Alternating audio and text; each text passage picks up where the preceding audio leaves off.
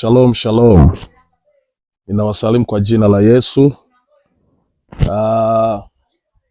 Ninayo furaha kusema na wewe popote pale unapotufuatilia. Ninaitwa Mchungaji Michael Kulola. Pia ni kiongozi wa makanisa yetu ya City Center na mwangalizi mkuu. Ninamshukuru Mungu sana kwa sababu ya siku njema kama hii kuwepo katika maeneo haya. Maeneo haya ni maeneo ya baraka, ni maeneo muhimu sana kwenye maisha yetu, kwenye maisha yangu kama mimi, kwa sababu ni maeneo ambayo Mungu alikubali tuzaliwe kwenye maeneo haya. Hii ni Mabatini, na ni Mabatini ambayo imekuwa katika mabadiliko. Sio Mabatini ya miaka ile, ni Mabatini ambayo sasa unaweza ukapita unaona mabadiliko makubwa. Leo unapita kila sehemu unaona kuna umeme, kuna mabomba ya maji. Lakini ninakumbuka miaka hiyo ya nyuma, wakati sisi tupo huku, maji yalikuwa hayako huku. Maji lazima mtelemke kule chini kabisa karibu na stendi. Huko ndiko mnaenda mnapata maji mkitaka yale ya bomba. Kitaka wale mengine ya chemichemi, kuna sehemu huko juu tunaweza tukaonyesha, japo leo kulingana na tabia nchi wanasema sio rahisi kuyapata. Kuna sehemu ilikuwa inaitwa Mwamashiri. Naona hilo jina Mwamashiri. Huko ndiko tunaenda pia, huko utakuta tuanafua, ndio mtapata maji ambayo ni chemichemi, utachota unavyotaka, huko chini lazima ukanunue. Yalikuwa ndio maisha ambayo yalikuwa yana uhalisia wa Mabatini, na ndipo sisi tulipokuwa. Mimi Mchungaji Michael Kulola nikiwa na ndugu zangu tulizaliwa hapa. Tulizaliwa hapa tukiwa watoto wanne. Watoto wanne wa Mr. and Mrs. Wile Moses Kulola. Hapa ndipo sisi tulizaliwa tukiwa wanne. Wa kwanza akiwa anaitwa Ivan ama Yanga, na alipata jina hilo la Yanga kwa sababu ya ushabiki. Mzee wetu marehemu Dr. Moses Kulola alikuwa ni fans mkubwa sana wa Young Africans. Penzi mkubwa kabisa wa timu ya Young Africa. Kwa hiyo na mjukuu wake wa kwanza akampa hilo jina la Yanga, na ikawa hivyo. Kwa hiyo hata lile jina la Ivan likafunikwa, ni wachache wanaolifahamu. Ikawa Mama Yanga Baba Yanga, Mama Yanga Baba Yanga, hivyo. Kwa hiyo hapa ndio tulikuwepo hapa. Kwa hiyo alikuwa ni yeye anafuata mimi, alafu yupo alikuwa anafuatana na mimi anaitwa Victor, ambaye na yeye pia alitangulia kwa Bwana. Lakini baada ya Victor ndio anakuja Stanley ama Melkizedek. Hao ndio watoto wanne ambao sisi tulizaliwa katika tumbo la baba yetu na mama yetu tukiwa hivyo.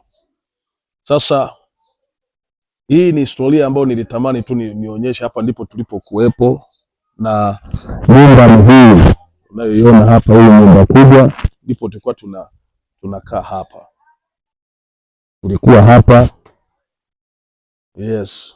Tukasoma shule ya msingi ambayo tumeipita kule, inaitwa Mabatini. Leo ukiona pamebadilika, ndio mambo yanavyoenda hivi. Teknolojia siku hizi mambo mengi yanabadilika. Kwa tulikuwa hapa, na tunamshukuru Mungu kwa sababu ni ukumbusho mkubwa. Yaani hapa ni mahali pa muhimu sana kwenye maisha yetu. Na hapa sasa yupo ndugu yangu ambaye ndio kaka yangu, anaitwa Ivan, ndio yuko hapa. Ukiangalia katika historia ama ukumbusho wa nyumba ambazo ziliachwa, hii nyumba ilikuwa ni ya baba yetu. Hapo juu nitakuonyesha alikuwa ndipo anakaa Moses Kulola. Lakini leo ukipaangalia inaumiza, utafanyaje? mzee aliweza kutoa urithi wake kwa watoto, lakini watoto nao nafikiri waliuza. Ukiangalia hapo palivyo leo, ukumbusho mkubwa umepotea, na mzee asingeweza tena kuwaingilia. Unajua, ukishagawa umegawa. Lakini tunashukuru sisi, huu ni ukumbusho mkubwa unaendelea hapa. Kwa hiyo nilitaka niseme hayo machache wakati tukiwa tunaelekea kwenye mlima wetu wa maombi. Kwa hiyo Mungu akubariki kwa ajili ya haya machache, kwa ajili ya hii historia hapa ambayo ipo hapa nyumbani. Kwa hiyo ninamshukuru Mungu sana, na Mungu akubariki kwa kufuatilia maneno mawili matatu. Na mahali hapa ndipo anakaa Ivan na familia yake, na leo tumemkuta yupo mke wake anaitwa Agnes. Hilo ndio jina lake, Agnes. Cheo chake ndio mama Ivan ama mama Yanga. Huyo ndio mama Yanga ndio cheo chake. Yuko hapa, mwangalia, yuko pale, yuko hapo, na unaona pale kwa mama wawili mwenye kitambaa kichwani, ndio anaitwa mama Yanga ama mama Ivan, na pembeni yake yuko mama Amos ama mke wa makamu wetu askofu, ambaye pia tuko nao kwenye msafara wa kuelekea kule mlimani. Kwa hiyo hii upate hayo maneno mawili matatu, ukituona huko ujue kuna mahali Mungu alitutoa. Tulitokea huku, tumekuwepo huku, ni mahali petu pa muhimu sana. Kwa hiyo Mungu akubariki, tuendelee kufuatana, tuendelee kuona maneno mawili matatu. Yes. Asante. Habari na ho. Aliyekuwa anataka kukimbia akawaiwa.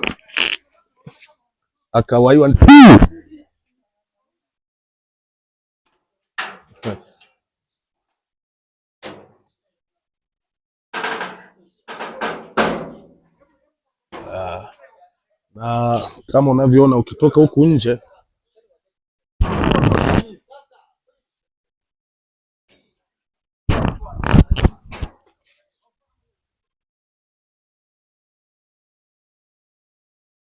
leo unaweza ukaona huku unapita kuna leo ni barabara ya zege. Haya ni mabadiliko makubwa sana. Unaposema ni mabadiliko kweli. Unaweza ukaona sijui tuseme ndio maendeleo au tuseme ndio nini. Lakini miaka ile sisi, Mzee Kulola anapokuja kutoka safari, kama ameenda safari za Injili, anashukia kule chini kabisa kwenye barabara. Kwa hiyo mnateremka huku chini kwenye mawe huko, ndio mnaenda kumpokea huko. Haikuwepo neema kama hii ya leo. Na hii ni sehemu ya nyumba zilizokuwa zinamilikiwa na Mzee Kulola. Naweza ukaona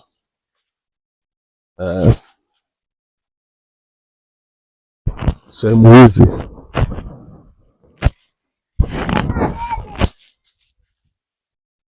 hizi zote zilikuwa zikimilikiwa na Mzee Kulola.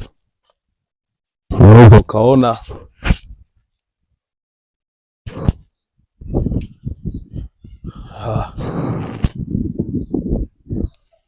hapa pote ndipo mahali tulipokulia.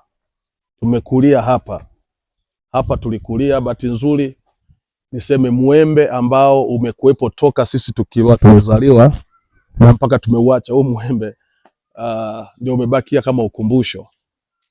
Lakini hapo katikati kulikuwa kuna mti mkubwa ambao ulikuwa ni mti wa unaleta kivuli. Alafu kulikuwa pia kuna mparachichi ambao nafikiri baadaye zilikatwa. Huu ni mti tu ambao ulikuja ukaoteshwa baadaye sana. Kwa hizi nyumba zote hizi hapa kulikuwa kuna jiko hapa, ambalo ndio lilikuwa weka kama kiukuta. Kwa hiyo sisi tulikuwa tunaishi hapa, tulikuwa tunakaa kwenye nyumba hizi, nyumba hiyo, kulikuwa kuna nyumba ile, na hapo unapoona sasa kumewekewa na kiukuta kwa ndani, ile nyumba iliyoko kwa kule, hiyo ndio nyumba aliyokuwa anaishi mzee Kulola.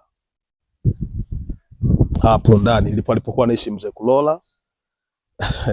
Tulikuwa ndipo usiku, kama ni usiku, nilikuwa nawaambia haya mambo yamebadilika sana siku hizi unafika leo ndio tunakutana na sahani, kila mtu ni usahani ukisasa, lakini miaka ile tulikuwa tukifika muda wa chakula kikitolewa hapa jikoni, kimepakuliwa, tunakutana hapo nje, linaletwa sinia, na hapo likishawekwa sinia, wewe ukajifanya eti mzee wa kukaa chumbani, kwamba eti wewe unajivutavuta, utakuta wananzengo, utakuta tu kuna mikono tu imepita namna hii kuashiria kwamba kuna greda lilipita hapa.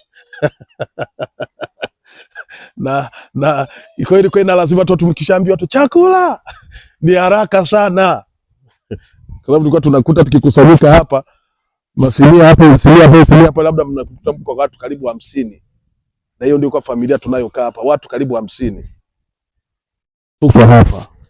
Kwa hiyo ndio tutahusika hapo kwenye chakula, mtamaliza hapo. Baada ya hapo mnafanya ibada usiku.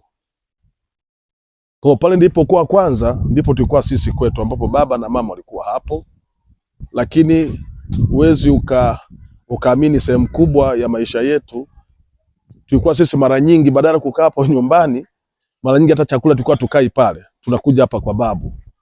Kwa hiyo ilikuwa tunashinda hapa, tunakuwepo hapa, tunafanya nini hapa. Ndivyo tulivyokuwa na tukalelewa hivyo. Kwa hiyo hii ni historia kidogo ambayo kiangalia leo kuna mabadiliko makubwa, na huko juu tutakako kwenda baadaye tutafika kwenye mlima ambako ndiko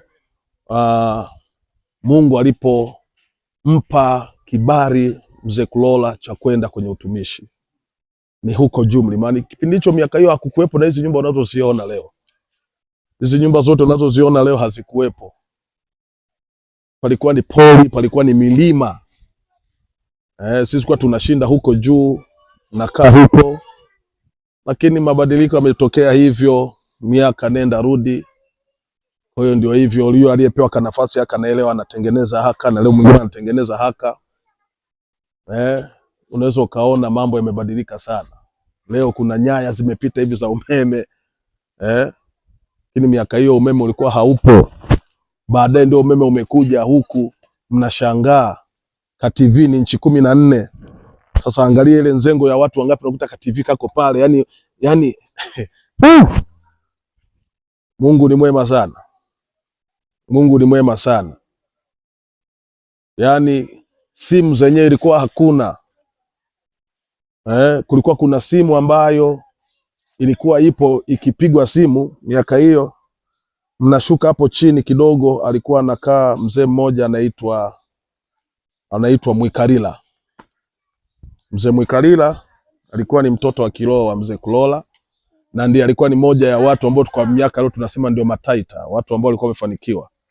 Unaweza ukaona kwamba yani inapigwa simu ya mzee, inabidi muende chini kwa mzee Mwikalila, ndio muende mkapokee simu pale chini ya hivi na hivi, au kama ni mzee yuko safari anataka kuongea na familia, itapigwa pale simu, alafu wale watoto wa pale ndio waje walete taarifa kwamba kuna simu itapigwa baada ya dakika 5. Kwa hiyo ndio mteremko mpaka pale. Kwa hiyo ni maisha ambayo Mungu ana kutoa hatua moja kwenda hatua nyingine.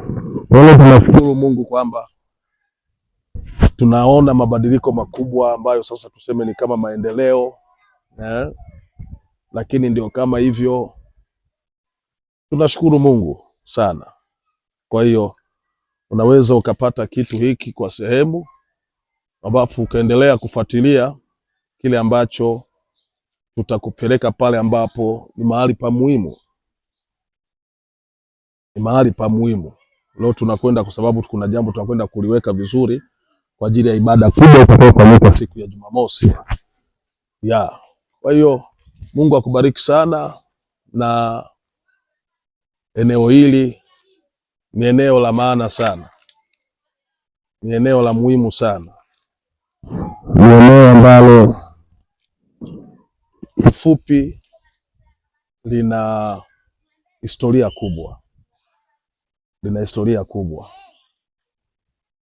historia kubwa ambayo kwangu binafsi mimi ninamshukuru Mungu sana kwa maana ya kunipa mwanzo na kunipa mwendelezo.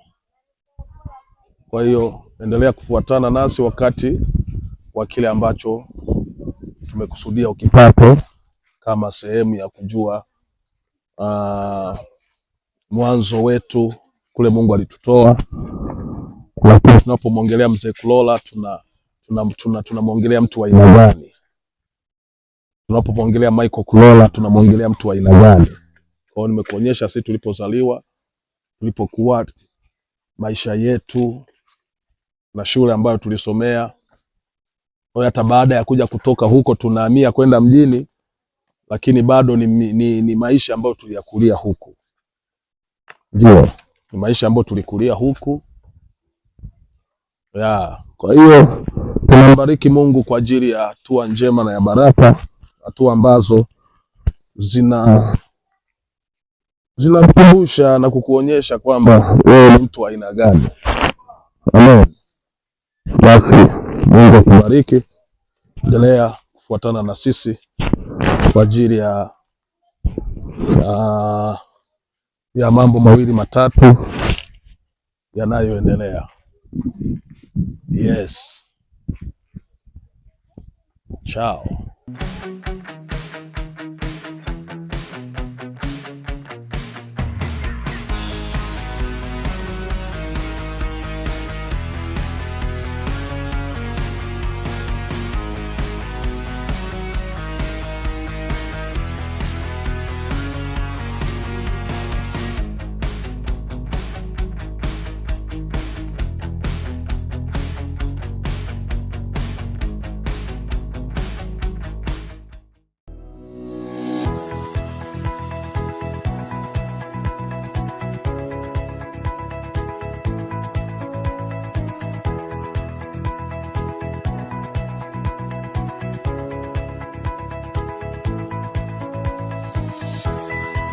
Okay.